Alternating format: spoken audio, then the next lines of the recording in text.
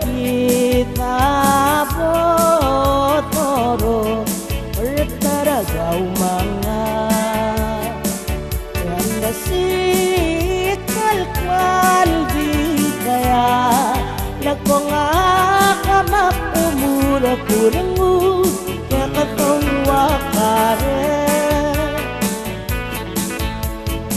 ela aeng mata mala yang mati na araw kalbyo o pag-imal mo atil ginda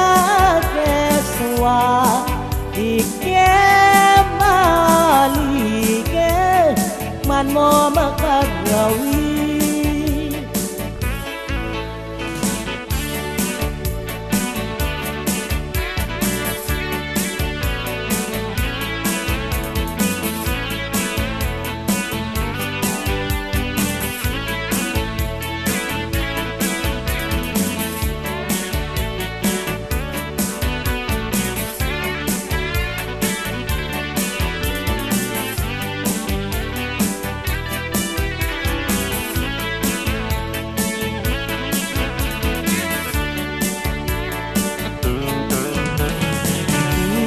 ketemu kabar ketemu kabar kita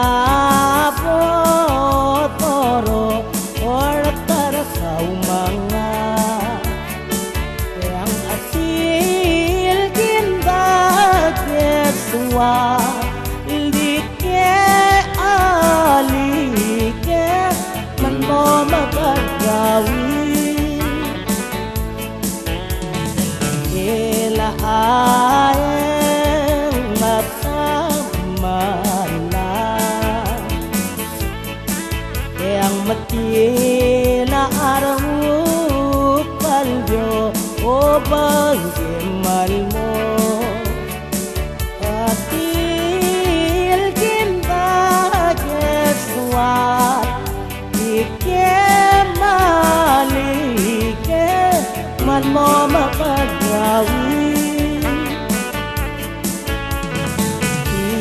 ketemu kabar kamu kabar kita botoro ortar kau manga atil ginda keswa